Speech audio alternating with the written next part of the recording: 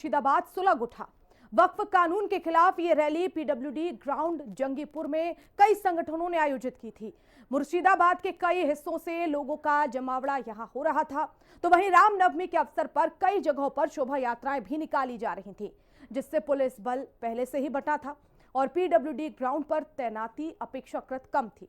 बस मुर्शिदाबाद जल उठा। देखे रिपोर्ट।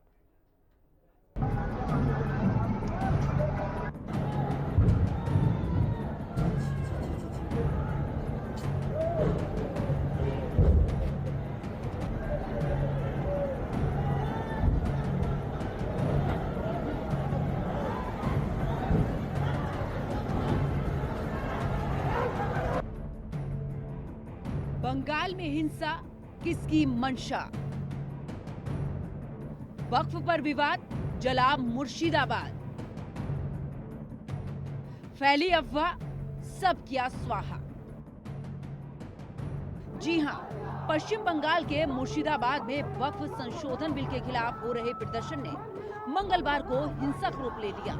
जंगीपुर क्षेत्र में आयोजित इस विरोध रैली में हजारों लोग जुटे थे, जिनकी मांग थी इस कानून को वापस लिया जाए। लेकिन विरोध प्रदर्शन जल्द ही उग्र हो गया और हालात इतने बिगड़ गए कि पुलिस को लाठीचार्ज और आंसू गैस के गोले छोड़ने पड़े। इस दौरान पुलिस की कई गाड़ियों में तोड़फोड़ की गई और उन्हें आग के हवाले कर दिया गया। पुलिस सूत्रों की माने तो वक्फ बिल के खिलाफ ये रैली पीडब्ल्यूडी ग्राउंड जंगीपुर के कई संगठनों की तरफ से आयोजित की गई थी। मुर्शिदाबाद के कई हिस्सों से लोगों का जमावड़ा यहाँ हो रहा था, तो वहीं रामनवमी के अवसर पर कई जगहों पर शोभा यात्राएं भी निकाली जा रही थी, जिससे पुलिस बल पहले से ही विभाजित था और पीडब्ल्यूडी ग्राउंड पर तैनाती अपेक्षाकृत कम थी। इसी दौरान कुछ प्रदर्शनकारियों ने नेशनल हाईवे के पास पहुंचकर सड़क को जाम कर दिया। पुलिस ने जब प्रदर्शनकारियों को हटाने का प्रयास किया, तभी एक शख्स गिर गया और इसके बाद अफवाह फैल गई कि वो शख्स गंभीर रूप से घायल हो गया या उसकी मृत्यु हो गई। बस इस अफवाह ने भीड़ को और भी ज्यादा उग्र कर दिया और देखते ही देखते पुलिस पर पथराव शुरू हो गया और भीड़ ने पुलिस की 2 गाड़ियों में आग लगा दी। सड़क किनारे खड़ी कई और गाड़ियों को भी नुकसान पहुंचाया गया। हालात बेकाबू होने के बाद प्रशासन को बाकी इलाकों से भारी पुलिस बल बुलाना पड़ा। पुलिस ने प्रदर्शनकारियों को तितर-बितर करने के लिए आंसू गैस और लाठी चार्ज का सहारा लिया। घंटों की मशक्कत के बाद ही हालात काबू हो पाए।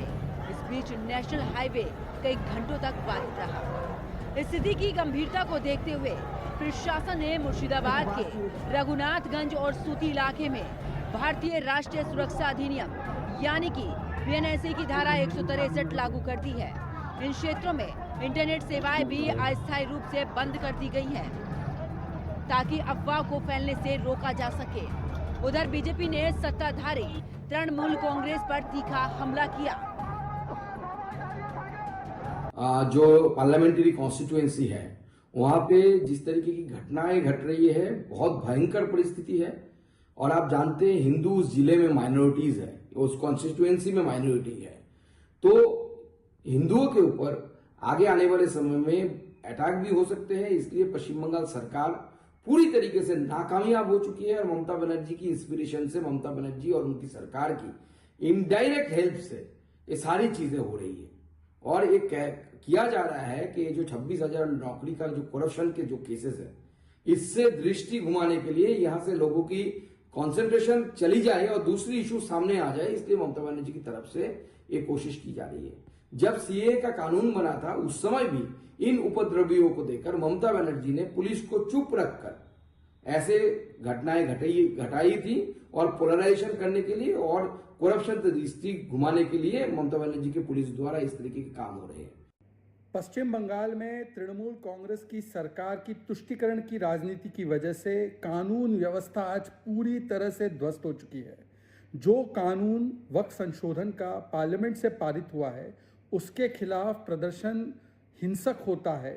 सड़कों पर एक अनरूली मॉब को आने दिया जाता है, पथराव होता है, आगजनी होती है, पुलिस की गाड़ियों को नुकसान पहुंचाया जाता है और चिल्लाया जाता है, नारे लगाए जाते हैं कि हम संविधान में भरोसा नहीं रखते, संविधान के खिलाफ नारे लगाए जाते हैं।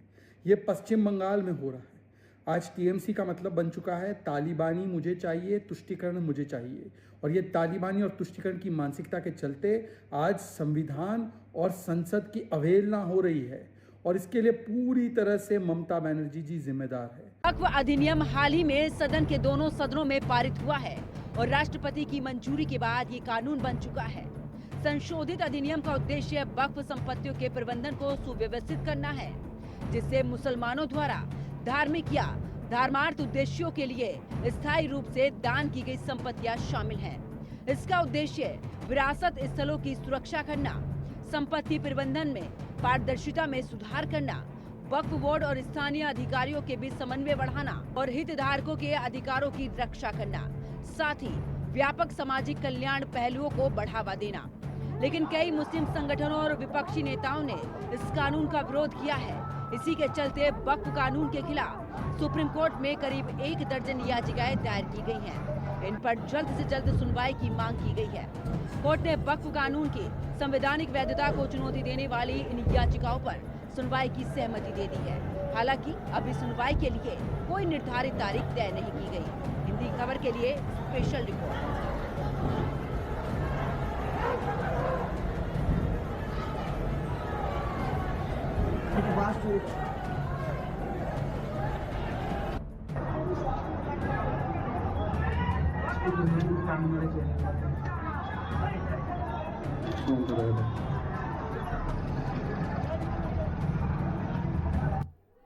और बंगाल के मुर्शिदाबाद में हिंसा को लेकर सियासी घमासान छिड़ा है।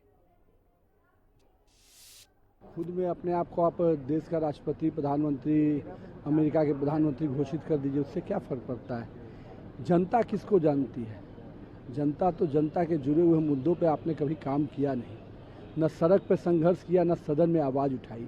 उस व्यक्ति को कोई नेता मानता है क्या? सर, वक्त को लेके मुर्शिदाबाद में प्रोटेस्ट हो रहा था। प्रोटेस्ट के दौरान आगजनी की भी घटना हुई और पत्थरबाजी की भी घटना हुई। देखिए, जो लोग इस कानून को गलत तरीके से पेश करने का प्रयास कर रहे हैं, इस बिल को, वो केवल यहाँ पर पुलिस का जो था एक एसपी का धरना और जीप था ना, फिर वो लोग 2 गाड़ी को आग लगा दिया, आग लगा दिया।